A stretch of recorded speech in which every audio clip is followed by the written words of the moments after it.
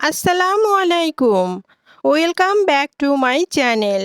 আজকে আমি তৈরি করে দেখাবো চিকেন শিক কাবাব। খেতে খুবই মজার এই কাবাবের রেসিপিটি আমি আপনাদের সাথে শেয়ার করব। মজাদার এই কাবাবটি রুটি, পরোটা, নান এবং পোলাওয়ের সাথে পরিবেশন করতে পারবেন। রেসিপিটি ভালো লেগে থাকলে একটি লাইক দিবেন এবং এখনও যারা আমার চ্যানেলটি সাবস্ক্রাইব করেননি তারা প্লিজ নতুন নতুন রেসিপি পেতে সাবস্ক্রাইব করে নেবেন। রেসিপি তৈরির জন্য আমি চিকেনের দুটো ব্রেস্ট নিয়ে নিয়েছি। এবার নাইফের সাহায্যে একটু পাতলা পাতলা লম্বা করে কেটে নিব। বেশি পাতলা কিংবা মোটা করা যাবে না। আমি যেভাবে কেটে নিচ্ছি এভাবে লক্ষ্য করলেই বুঝতে পারবেন। বেশি পাতলা করে কেটে নিলে দেখা যাবে যে ম্যারিনেট করার সময় টুকরোগুলো ভেঙে আসছে। এভাবে সবগুলো চিকেন কেটে নিব। একটা পেস্ট তৈরি করার জন্য এবারে 4 টেবিল চামচ টক দই এবং 4 টেবিল চামচ পেঁয়াজ বেরেস্তা একসাথে ব্লেন্ড করে পেস্ট করে নেব। এবার কেটে নেওয়া চিকেনের টুকরোগুলোর মধ্যে স্বাদমতো লবণ এবং 1 চিমটি বেকিং সোডা অ্যাড করে নিলাম। বেকিং সোডা দেওয়ার কারণে চিকেনগুলো সফট হবে। এবার এতে 1 টুকরো পরিমাণ লেবুর রস চিপে অ্যাড করে খুব ভালোভাবে মেখে নিলাম। 5 মিনিটের জন্য রেস্টে রেখে দিব। এবারে এর ভিতরে 1 চা চামচ পরিমাণ মরিচ গুঁড়া, হাফ চা চামচ পরিমাণ জিরা গুঁড়া,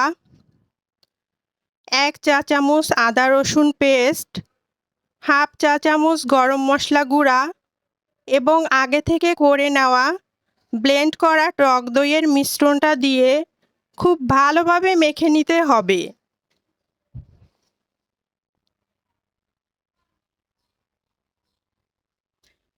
মেখে নেওয়া হয়ে গেলে 30 মিনিটের জন্য ঢাকনা দিয়ে ঢেকে রেস্টে রেখে দিব।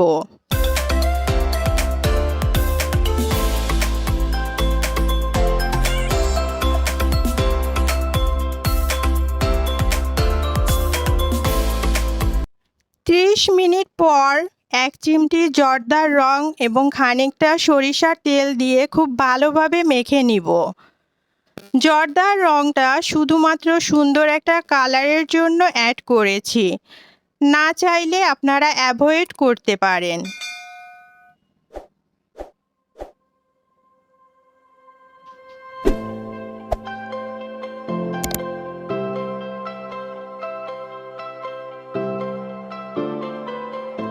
এবার আমি কয়েকটা সাসলিক কাঠি নিয়ে নিয়েছি। কাঠিগুলো 10 মিনিট পানিতে ভিজিয়ে রাখব। এরপর চিকেনের এক একটা টুকরো নিয়ে কাঠিতে ঠিক সুই সুতার মতো গেঁথে নিব। একটু লক্ষ্য করলেই বুঝতে পারবেন আমি কিভাবে করছি। দেখুন আমি একটা একটা টুকরো নিয়ে সুই সুতার মতো গেঁথে নিচ্ছি।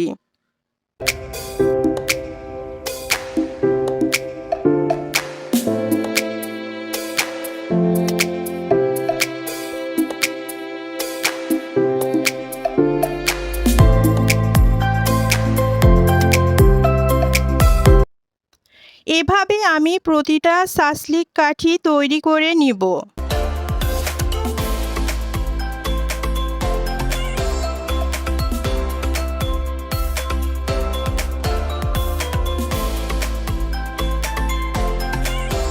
দেখুন আমার একটি কাঠি গেঁথে নেওয়া হয়ে গেছে। একই পদ্ধতিতে আমি সবগুলো কাঠি গেঁথে নেব। আমার সবগুলো করে নেওয়া হয়ে গেছে।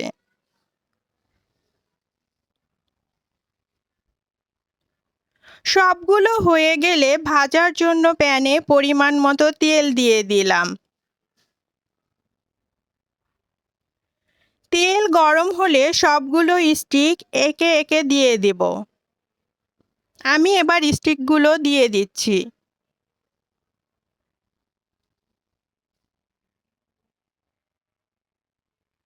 স্টিকগুলোর এক পিঠ গোল্ডেন ব্রাউন হলে উল্টে নেব। এভাবে মিডিয়াম ফ্লেমে খুব ভালোভাবে উল্টে পাল্টে ভেজে নিতে হবে। বেশি তাপে ভাজা যাবে না, তা না হলে চিকেনের ভিতরটা কাঁচা থেকে যাবে।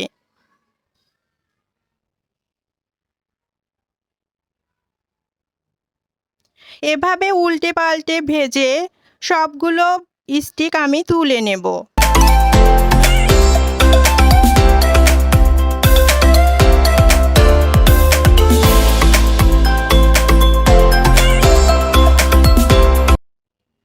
তৈরি হয়ে গেল চিকেন শিক কাবাব। খুবই সহজ একটা রেসিপি, কিন্তু অসম্ভব মজার। দেখিয়ে দিচ্ছি যে কাবাবটা কতটা সফট এবং জুসি হয়েছে। দেখুন কাবাবটা কতটা সফট এবং জুসি হয়েছে। আশা করছি রেসিপিটি আপনাদের কাছে ভালো লাগবে। ভালো লাগলে অবশ্যই একটি লাইক দিবেন এবং চ্যানেলটি সাবস্ক্রাইব করে পাশেই থাকবেন। আল্লাহ হাফেজ।